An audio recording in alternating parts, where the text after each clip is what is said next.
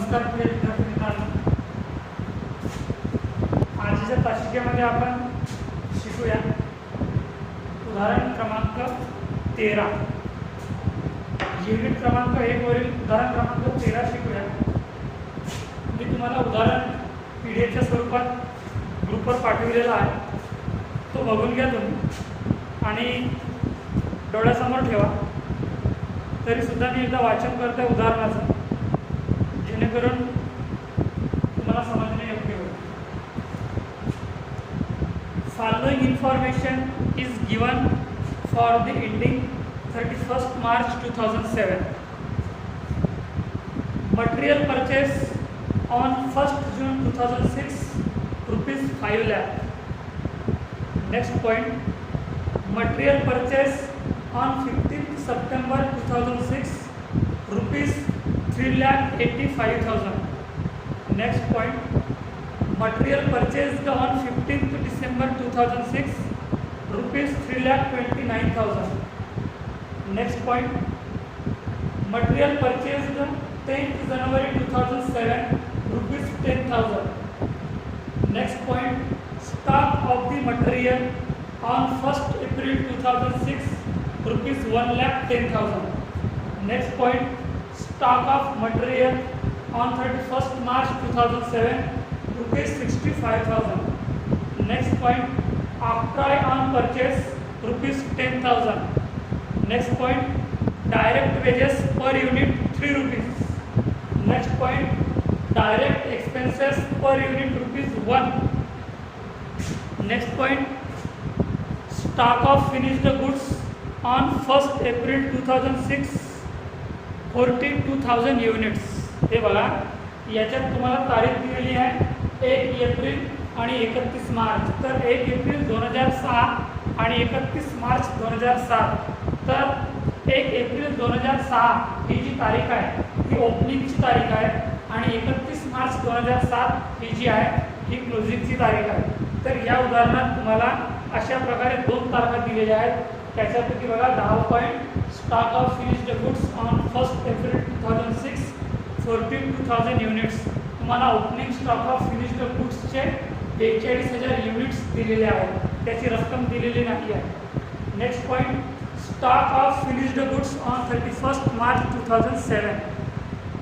Closing stock of finished goods म्हणजे 31 March 2007 याचे units तुम्हाला दिलेले आहेत 61,000 units. Next point, salary of manager rupees 15,000 per month. याच्यात सॅलरी ऑफ मॅनेजर हवाला पॉईंट तुमचा ऑफिस एक्सपेन्सेसमध्ये जाणार आहे। त्याची सॅलरी दिलेली आहे 15,000 रुपये पर मंथ आणि आपला हा जो उदाहरण आहे हा 1 वर्षापुरता मर्यादित आहे। तो 1 वर्ष म्हणजे 1 एप्रिल 2006 ते 31 मार्च 2007। एका वर्षामध्ये 12 महिने असतात आणि 12 महिन्याचेच 52 आठवडे असतात। तर याच्यामध्ये बघा, सॅलरी ऑफ मॅनेजर 15,000 रुपये पर मंथ आहे, तर 15,000 गुणिला 12 महिने असं याचं कॅल्क्युलेशन होईल। नंतर factory supervisor charges rupees 1 lakh पर वीक। जो 13व्या नंबरचा पॉईंट आहे, फॅक्टरी सुपरवायझर हा फॅक्टरी ओव्हरहेडमध्ये जाणारा पॉईंट आहे आणि त्याचा चार्जेस दिलेला आहे 1,000 रुपये पर वीक। एका वर्षामध्ये 12 महिने असतात आणि 12 महिन्यामध्ये हे 52 आठवडे असतात, 52 वीक असतात। तर 1,000 गुणिला 52 वीक तुम्हाला त्याचं कॅल्क्युलेशन करावं लागेल, तर तो निघेल तुमचं factory supervisor. Repairing of office building rupees 24,000। Office building आहे तर ऑफिसच्या खर्चामध्ये जाणार आहे। नंतर interest on fixed deposit rupees 12,000 12,000। हा जो फिक्स डिपॉझिटचा जो इंटरेस्ट आहे हा कुठंच जाणार नाही आहे, याची एंट्री कुठेच होणार नाही आहे। नंतरचं point, advertisement rupees 3.50 per unit rate दिलेला आहे, युनिट आपल्याला कॅल्क्युलेशन करावं लागतील। नंतर travelling expenses 55,000। Next point, expenses on the godown of raw material rupees 25,000। हा जो एक्सपेन्सेस आहे गोडाऊन मटेरियल 25,000 हा कुठे जाणार आहे, तुमचं मटेरियल म्हणजेच पहिल्याच मुद्द्यामध्ये जाणार आहे, कन्झ्युम्ड मटेरियलमध्ये जाणार आहे। नंतर expenses on the godown of finished goods rupees 31,000।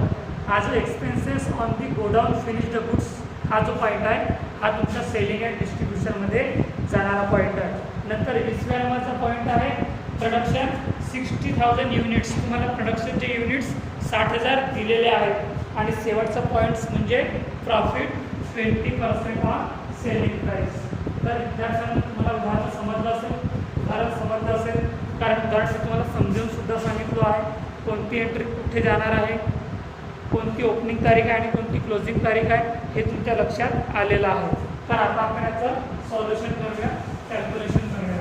तुम्हाला उदाहरणार्थ 1 एप्रिल 2006 आणि 31 मार्च 2007 असा जो ड्युरेशन दिलेला आहे आणि हा ड्युरेशन तुमचा 12 महिन्याचा आहे. तर तुम्हाला या उदाहरणात एका वर्षाचे महिने किती असतात, एका वर्षाचे आठवडे किती असतात, म्हणजे पूर्ण तुम्हाला एका वर्षाची माहिती असणे खूप आवश्यक आहे. दिवस किती, महिने किती, या आधारावर काय काय उदाहरणं असतात. जसं की हा जो आता आपण उदाहरण क्रमांक 13 सॉल्व करणार आहोत हा त्याच आधारावर आपण सविस्तर बघूया आणि कॅल्क्युलेशन करूया.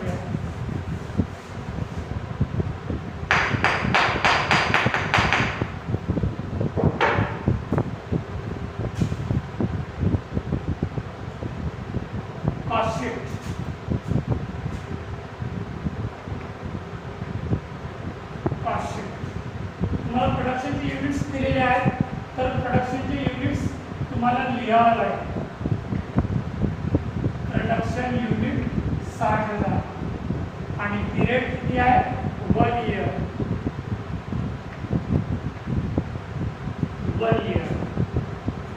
त्याची आखणी करा. आता प्रोडक्शनचे युनिट्स दिले असल्यामुळे तुम्हाला पर युनिटचा कॉलम सुद्धा कॅल्क्युलेशन करावं लागेल.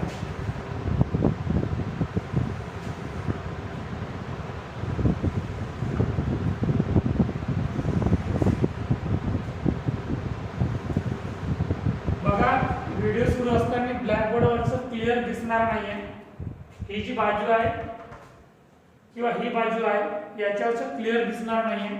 म्हणून जे मी काही शब्द लिहितो आहे ब्लॅकबोर्डवर ते मी तोंडी स्वरूपात सुद्धा बोलतो आहे, जेणेकरून जरी तुम्हाला ब्लॅकबोर्डवरचं दिसलं नाही तरी माझ्या बोलण्याकडे तुम्ही लक्ष द्या आणि जे काही मी बोलतो आहे ते आकडे, ती रक्कम तुम्ही लक्षात ठेवा. Serial number, particulars, rupees and per unit. आपला पहिला पॉईंट असतो आहे कन्झ्युम्ड मटेरियल. कन्झ्युम्ड मटेरियल मध्ये आपला पॉईंट्स येतो आहे. मटेरियल संदर्भातले सर्वच्या सर्व पॉईंट्स आपले याच्यात येतो आहे. पहिलं पॉईंट राहतो opening stock of raw material. Opening stock of raw material. Opening stock of raw material किती दिलेलं आहे उदाहरणार्थ opening stock of raw material बघा. Factory salary stock of the material on 1 April 2006 rupees 1,10,000. Point number 5 मध्ये तुम्हाला opening stock of raw material दिलेला आहे 1,10,000. 1,10,000. याच्यानंतर जे काही मटेरियल संदर्भातले जे काही खर्च आहेत तो सगळे खर्च इथे येतील. Material purchase on 1 June 2006 rupees 5 lakh. Material purchase plus material purchase. तारीख लिहायची 1 जून 2006 म्हणजे 1/6/2006. 5 लाख रुपये. 5 लाख रुपये. नंतर मटेरियल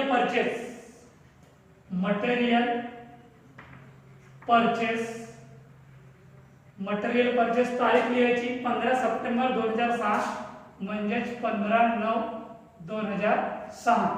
अमाउंट आहे 3,85,000. 3,85,000.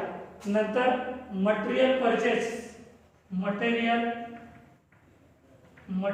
परचेस मटेरियल परचेस तारीख लिहायची 15 डिसेंबर 2006, 15/12/2006.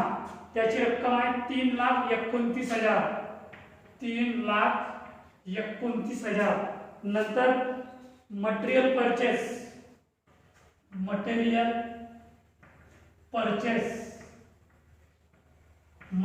परचेस तारीख आहे 10 जानेवारी 2007, 10/1/2007. त्याची रक्कम आहे 10,000 रुपये, 10,000 रुपये. नंतर स्टॉक ऑफ द मटेरियल 1 जानेवारी 2006 झालेला आहे. Stock of material on 31 March 2007 म्हणजे क्लोजिंग स्टॉक ऑफ मटेरियल आहे. आफ्ट्राय दिलेला आहे. Octroi on purchase 10,000. Octroi on purchase 10,000.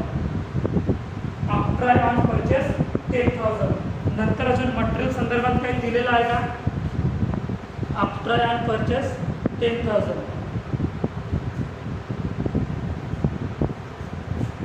नंतर direct wages, direct expenses, stock of finished goods, material expenses. 18 नंबरचा point expenses on the godown. Expenses on the godown of raw material. Expenses on the godown of raw material 25,000, 25,000. आता याची total किती येणार आहे बघा.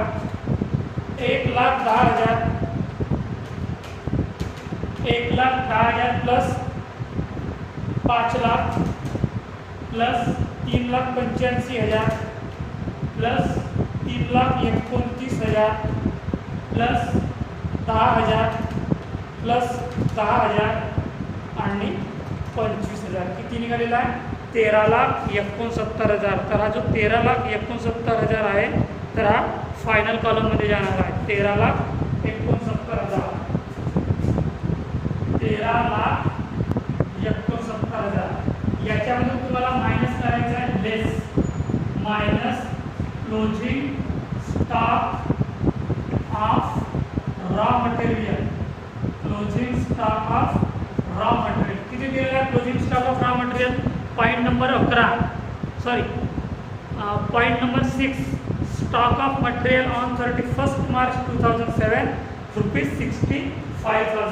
65,000 minus करायचे आहे. अजून काही दिलेलं आहे का आपल्याला? स्क्रॅप वगैरे असं काही? 65,000 मायनस झाल्यानंतर 13,69,000 मायनस 65,000 13,04,000. 13,04,000. तर 13,04,000 भागीला 60,000 युनिट्स किती निघेल? 21.73 रुपीज. 21.73 हा झाला पर युनिट रेट. आणि आपल्याला पर युनिट रेट काढण्यासाठी प्रोडक्शन युनिटची खूप गरज पडतो आहे आणि म्हणून 13,04,000 भागीला 60,000 तर तो त्याचा निघेल पर युनिट रेट. हा काय राहणार तुमचा? Consumed material.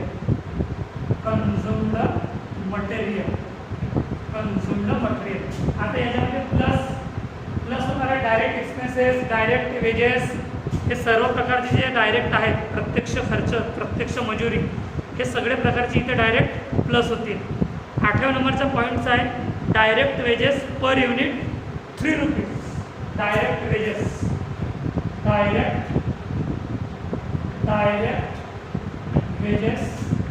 3 रुपीज. आपल्याला प्रोडक्शनचे युनिट्स 60,000 दिलेले आहेत. तर 60,000 गुणिला 3 रुपये. 60,000 युनिट्स गुणिला 3 रुपये. 3 18 1,80,000. 1,80,000. नंतर 9व्या नंबरचा पॉईंट आहे डायरेक्ट एक्सपेन्सेस पर युनिट 1 रुपया. तर डायरेक्ट वेजेसचे पर युनिट रेट तुम्हाला काढणे सोपे आहे, कारण की ऑलरेडी त्याचा रेट तुम्हाला 3 रुपये दिलेला आहे. तर इथं डायरेक्ट 3 रुपये पर युनिट. नंतर प्लस डायरेक्ट एक्सपेन्सेस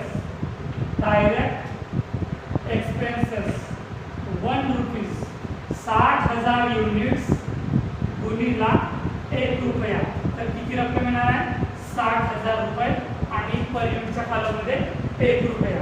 नंतर अजून काही संदर्भात दिलेला आहे का? डायरेक्ट संदर्भात नाही. आता याच्यानंतर याची तुम्ही करा टोटल करा, याची तुम्ही टोटल करा. किती येते आहे? 13,04,000, 13,04,000 प्लस 1,80,000 आणि 60,000, 15,44,000, 15,44,000 आणि याची टोटल आहे 21 आणि 3 24, 24 आणि 1 25.73, 25.73 रुपीज पर युनिट. हा राहणार आहे तुमचा prime cost. Prime cost. Prime cost नंतर आपला पॉईंट येतो आहे फॅक्टरी ओव्हरहेड किंवा वर्क ओव्हरहेड. तो प्लस होतो आहे, प्लस फॅक्टरी ओव्हरहेड किंवा वर्क ओव्हरहेड. फॅक्टरी ओव्हरहेड किंवा वर्क ओव्हरहेड. आता बघा फॅक्टरी संदर्भात काही खर्च दिलेले आहेत का आपल्याला? फॅक्टरी संदर्भात, फॅक्टरी संदर्भात बघा 13व्या नंबरचा पॉईंट, फॅक्टरी सुपरवायझर चार्जेस ₹1,000 पर वीक.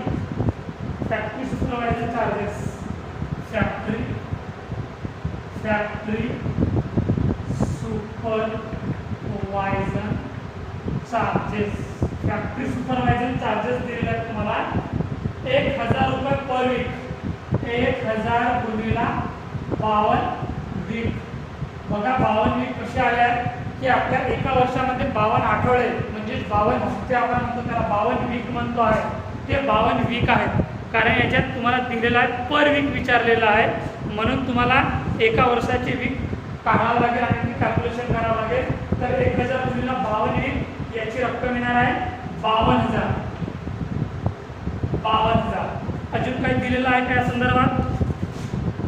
फॅक्टरी संदर्भात factory supervisor repairing of building, office building, ऑफिसमध्ये जाणार आहे नाही. याच्यानंतर तुम्हाला फॅक्टरी संदर्भात दुसरं खर्च दिलेला नाही आहे. तरी 52,000 टोटल फायनल कालामध्ये लिहा आणि 52,000 भागिले 60,000 युनिट करा, तर तो निघेल तुमचा पर युनिट रेट. किती निघालेला आहे? 0.87 पैसे. 0.87 पैसे. आता याची करा तुम्ही बेरीज. 15,44,000 प्लस 52,000, 15,96,000, 15,96,000 आणि 25.73, 25.73 प्लस 0.87, 26.6, 26.6. हा काय राहणार आहे तुमचा वर्क कॉस्ट किंवा फॅक्टरी कॉस्ट. वर्क कॉस्ट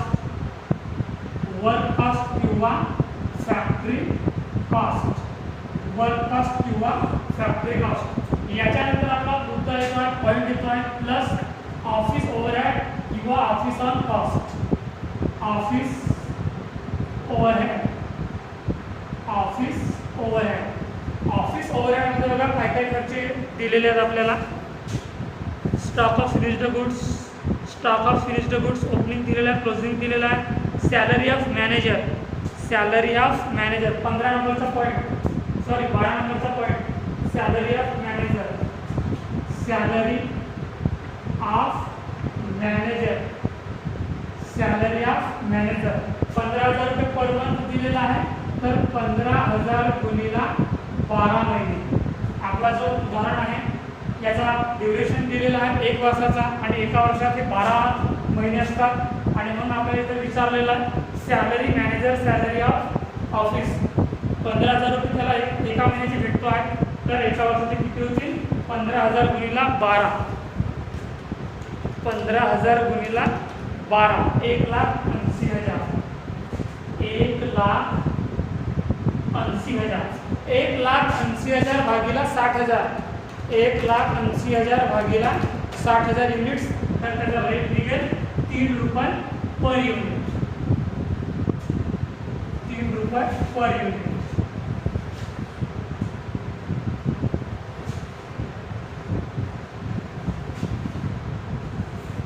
त्याच्यानंतर अजून काय ऑफिस संदर्भात खर्च दिलेला सॅलरी ऑफ मॅनेजर झालेला आहे 15,000 रुपये per month. Factory supervisor charges factory संदर्भात गेलेला आहे.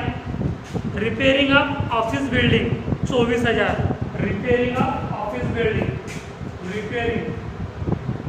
रिपेअरिंग ऑफ ऑफिस बिल्डिंग,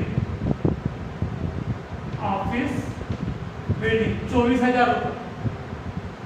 ऑफिसच्या बिल्डिंगची रिपेअरिंग झाली आहे, त्यासाठी 24,000 रुपये खर्च आलेला आहे. तर आता 24,000 भागीला 60,000 युनिट करा.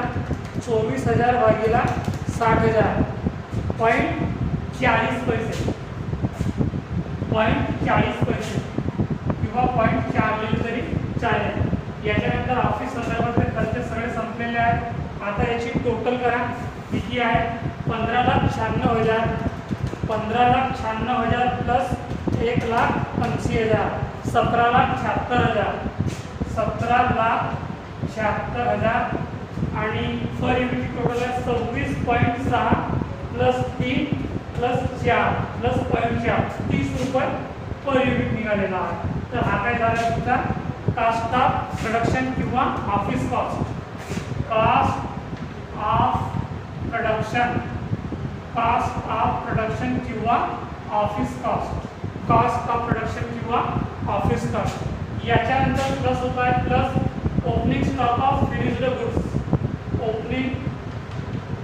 Opening stock of finished goods, opening stock of finished goods.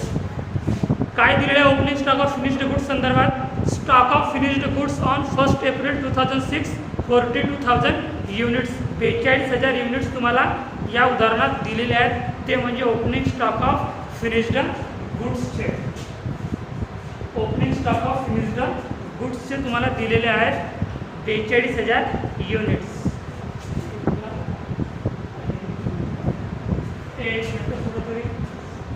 एक रक्कम कमी दिलेला 15,96,000 plus 1,80,000 plus 24,000 18 lakh.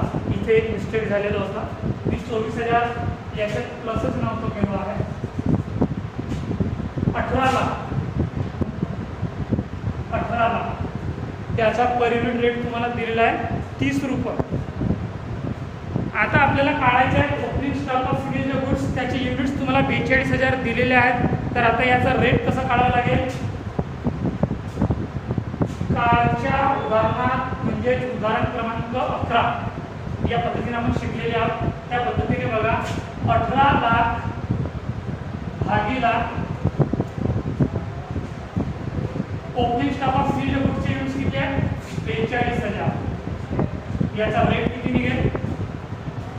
Sorry 60,000. Production units आहे 60,000. आपल्याला रेट काढायचा आहे पर युनिट रेट. तर 18 लाख भागीला 60,000 रेट किती निघालेला आहे? 30 रुपये. याचा रेट निघालेला आहे 30 रुपये म्हणजेच 42,000 units into 30 rupees per unit. याचं कॅल्क्युलेशन करा. गुणीला 42,000 12,60,000 12,60,000. आता याची तुम्ही बेरीज करा, याची तुम्ही टोटल करा. 18 लाख प्लस 12,60,000 याची टोटल आहे 30,60,000. याची टोटल आलेली आहे 30,60,000 आणि पर युनिटची टोटल दिलेली आहे 30 रुपये. नंतर याच्यामधून मायनस होणार आहे minus closing stock of finished goods. Closing stock of finished goods याचे तुम्हाला युनिट्स दिलेले आहेत 61,000 युनिट्स तुम्हाला याचे दिलेले आहेत. तर याचा सुद्धा आपल्याला रेट काढावा लागेल. पर युनिट रेट सुद्धा आपल्याला याचा काढावा लागेल. तर त्याच पद्धतीने रेट आपला निघणार आहे 18 लाख म्हणजे 18 लाख काय आहे? कास्ट ऑफ प्रोडक्शन दिलेले आहेत भागीला 60,000 युनिट्स तुम्हाला प्रोडक्शनचे युनिट्स दिलेले आहेत. याचा रेट होणार आहे 30 रुपये पर युनिट. आणि क्लोजिंग स्टॉक ऑफ फिनिश्ड गुड्सचे आपल्याला युनिट्स दिलेले आहेत 61,000 युनिट्स गुणिला 30 रुपये. 61,000 युनिट्स गुणिला 30 रुपये. तर याचा रेट झालेला आहे 18,30,000. 18,30,000. 18,30,000 तुम्हाला 30,60,000मधून मायनस करायचं आहे तर किती उरतील? 12,30,000. 12,30,000 पर युनिट रेट आहे 30 रुपये. तर हा काय राहणार आहे तुमचा? Cost of good sold. Cost of good sold. Cost of good sold. याच्यानंतर शेवटचा पॉईंट प्लस होतो आहे selling and distribution expenses. Selling and distribution. Selling and distribution expenses. Selling and distribution expenses. बघा या संदर्भात काही तुम्हाला दिलेलं आहे का?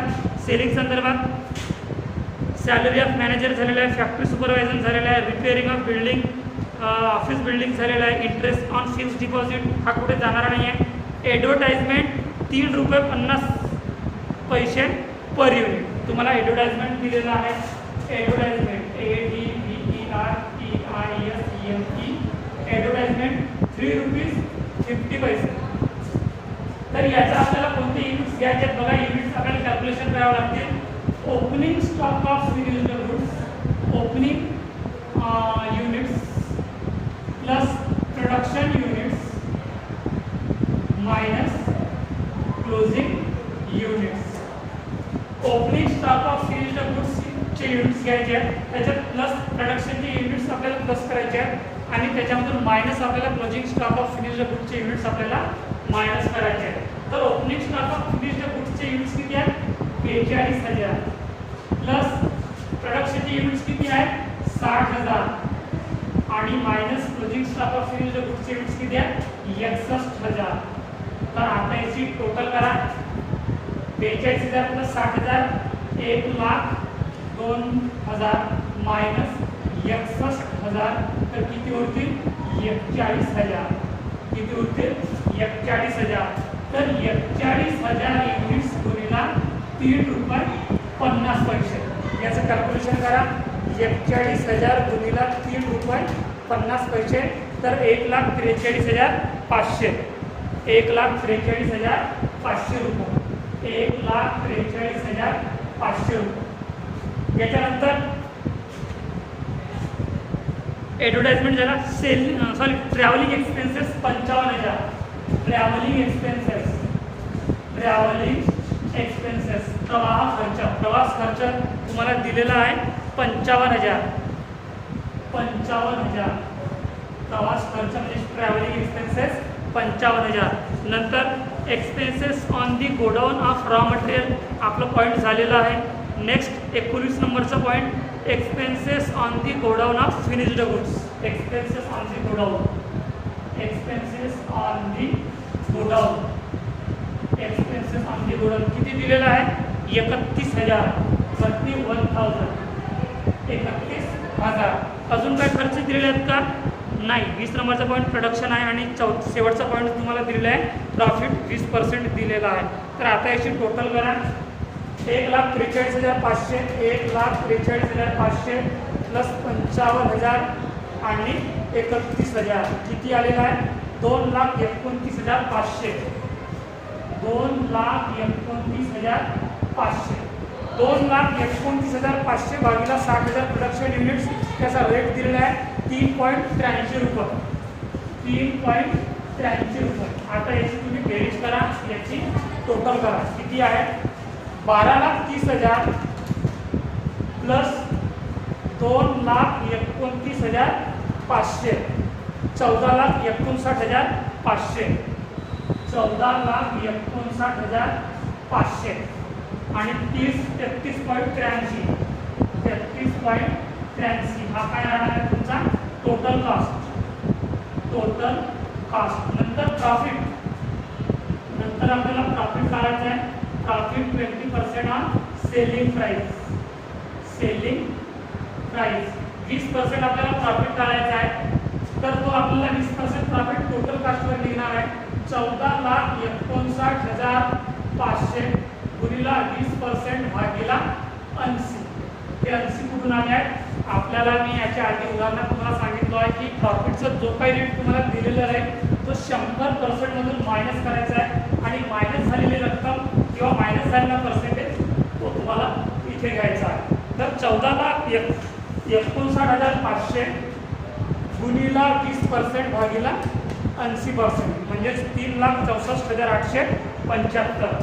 3,64,875 त्याचा पर युनिट रेट निघेल 3,64,875 भागिला 60,000 तर 6.08 त्याचा निघाला पर युनिट. आता याची टोटल करा 14,59,500 प्लस 3,64,875 18,24,375 18,24,375 आणि 33.83 प्लस 6.08 3,64,875 भागिला 60,000 3,64,875 भागिला 60,000 रेट आहे 6.08 म्हणजे 35.30 रुपये. याचं 2,29,500 2,29,500 भागिला 60,000 3 पॉईंट बरोबर 30 आणि 3.83 म्हणजे 33.83 प्लस 6.08 39.91 हा काय राहणार आहे तुमचा सेल्स.